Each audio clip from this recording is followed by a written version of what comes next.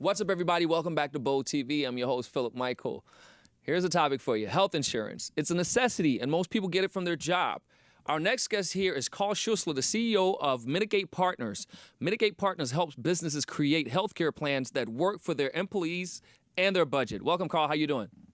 How you doing, Philip Michael? Great to be here. Appreciate the opportunity to speak with y'all. Great to see you, and I'm excited to talk about this because it's one of those touchy issues, healthcare. How do you do it? How do you do it correctly? I come from a country where it's free. When I came in Denmark, coming here, never really understood it. So tell me, how does Mitigate Partners work?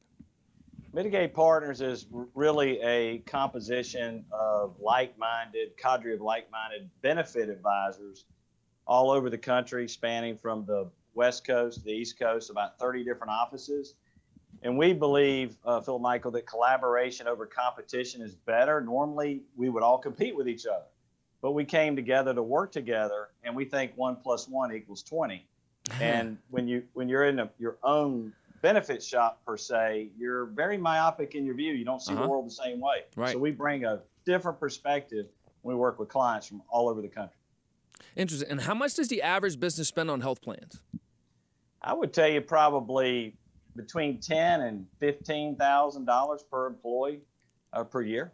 Per somewhere in year. that range. And why is healthcare so expensive? And how is it that why is it so expensive, and how is it you step in to sort of solve that issue? Well, hey, how long do we have today? Let's go. We have a few minutes, but if it's interesting, we'll keep it going. Hit me. All right. Well, there's a lot of things. I Okay. mean, you've got so many misaligned incentives, the embedded conflicts of interest. You've got the insurance companies, you've got the hospitals, you've got people in our business. You've got so many people that the more the costs go up, the better they do. The loser is the person that's the employer. Right. That's the loser. But you've got just so many misaligned incentives that drives the cost. So at the crux of the issue is misaligned incentives that really, at the end of the day, are the burden lies with the employee and thus the person that needs the health care. And again, how do you solve that? How do you solve that friction point? Well, it's pretty simple. We eliminate the middles. Talk about that. We don't need insurance companies. We build our own plans. We do what we call, Phil Michael, employer-built healthcare. Think about healthcare like a house. Okay. We build the employer their health plan. What most people do is they do what's called insurer-built healthcare, where let the insurance company build their plan. By building employer-built healthcare, it allows the employer to actively manage their plan to keep the costs down while improving clinical outcomes for their employees and financial outcomes for both the employer and the employee. So basically, to really sum it up real simple, it's getting the money off of Wall Street back to Main Street, relocalizing the care into communities where it was meant to be given. And what's next? Again, the healthcare space, not too familiar with it, and there may be a lot that may not understand the intrinsic dynamics and the mechanics of what it is that you're doing. How big do you want to take this, and what is your goal? What do you seek to target and disrupt? You said taking away from Wall Street to Main Street, cutting out the middlemen.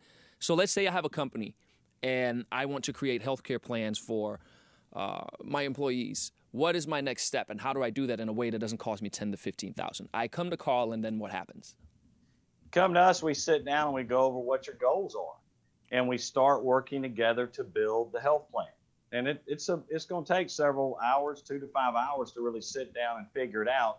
And what we do is we find the best cost containment bricks, if you will. Think about a health plan that controls costs, Philip Michael, like you're new, you came from another country, Denmark. Yes. So when you came here, I mean, how crazy is it that you can't even find out the cost of a service you're fixing to get? Right. And the first time you hear about it is 30 days later.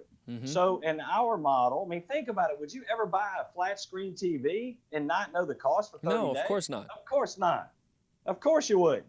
We have a cost and quality solution that provides transparency. The members can call and get guided to the right doctor at the right time, at the right quality, and lastly, the right price. That's the difference. So when our members in our health plan go to pursue medical services, they're going to know what it costs up front. And that's a huge difference. And more importantly, they're going to go to the right doctor. My dad was a 40-year OBGYN. I could go on and on like Lionel Richie all night long with you, Michael, if you want to.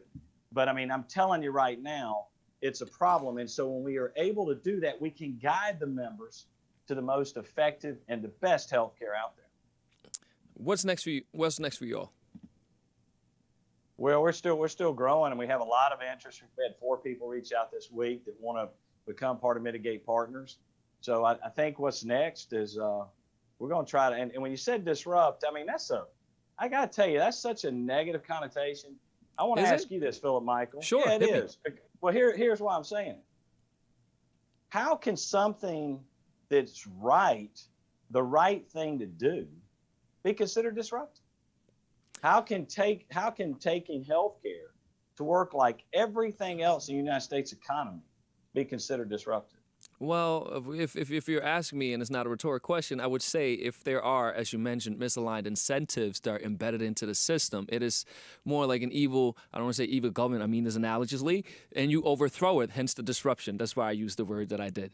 Well, if we're going to use disruption, if we're taking profits from all what I call the cartel, then I guess that's disruption. Right. But we're trying to take healthcare back, to localize it, to bring it back to the communities where people can go get care without the counterproductive barriers, insurance companies, and everyone else. How about you being able to get the care you want to get without all the red tape? That's what I'm talking about. So let's strip away disruption and let's call it corrective course of action. Is that better? Because I actually think that's where it's going. Because again, you're absolutely right. If something is run by the cartel, it's time to come in and correct it, and it's time somebody actually does it. I like that. As my friend Jerry Ashton likes to say, let's rethink this. Rethink this. I like that. And thank you so much for being here, Carl, and thank you for the insights. I look forward to hearing what you guys are up to and what happens next. Yeah, appreciate the opportunity, Phil. Michael, have a great day. Thank you. And thank you all for watching. Make sure you follow Bold TV on Facebook, Twitter, Instagram, TikTok, and YouTube. Until next time, have a great day, and I'm out of here.